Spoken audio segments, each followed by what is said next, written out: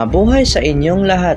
Isipin ninyo, gumawa ng isang imperyo na umaabot mula sa India hanggang Europa, ang pinakamalaki sa buong kasaysayan ng mundo. Talakayin natin kung paano naging kilala ang sinaunang hari ng Persia na isang pinuno na may karunungang awa at hindi pa nagagawa na kapangyarihan.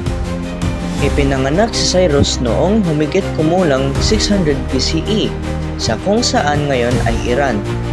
Noong siya ay binata pa, napatunayan niyang totoo ang hula.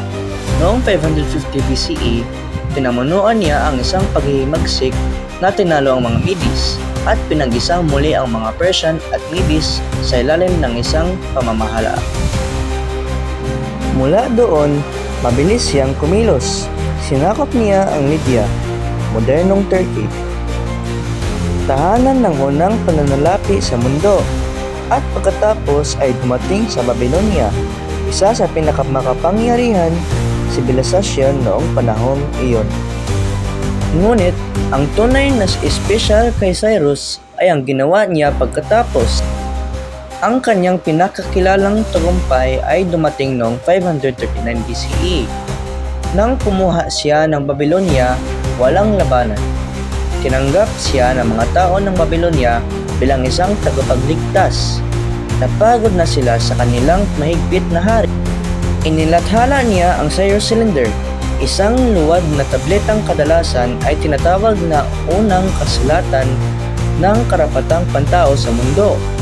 Iginiit nito na lahat ng tao ay dapat na malayang ipamalas ang kanilang sariling relihiyon, bumalik sa kanilang tahanan, at itayong muli ang kanilang mga templo.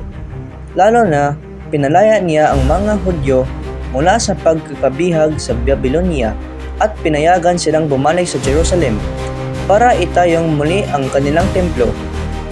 Ang gawaing ito ay binanggit pa sa Biblia. Ngunit hindi tulad ng ibang mga emperador, hindi niya pinipilit ang kanyang kultura o relihiyon sa iba. Hinayaan niya ang mga lokal na pinuno na pamunuan, igalang ang mga lokal na batas, at kahit na kumuha ng ilang kaugalian mula sa mga taong kanyang sinakop. Sa ilalim ni Cyrus, ang Imperyong Persian ay naging pinakamalaki sa kasaysayan na sumasaklaw sa mahigit 2 milyong square milya. Ang paraang buhay at hayaan buhay ay napapanatili ng katatagan at kasaganaan ng imperyo. Namatay siya noong 530 BCE habang nakikipaglaban sa isang paghihimagsik sa gitnang Asya. Ngunit ang kanyang minanang yaman ay nanatili.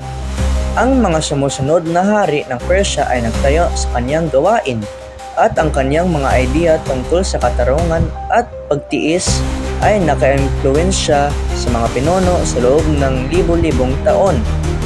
Ipinakita ni Cyrus the Great na ang tunay na kapangyarihan ay hindi lamang tungkol sa pagsasakop ng mga lupain. Ito ay tungkol sa paggalang sa mga taong naninirahan doon. Namatay siya noong 530 BCE habang nakikipaglaban sa isang paghihimagsik sa gitnang Asya. Noong panahong iyon, ang kanyang mga tao, ang mga Persian, ay pinamumunuan ng imperyo ng Media. Ginawa niyang isang pandaigdigang imperyo ang isang maliit na tribo at iniwan ang isang mensahe na kalayaan na patuloy na umiingay hanggang ngayon. Salamat sa inyong pakikinig.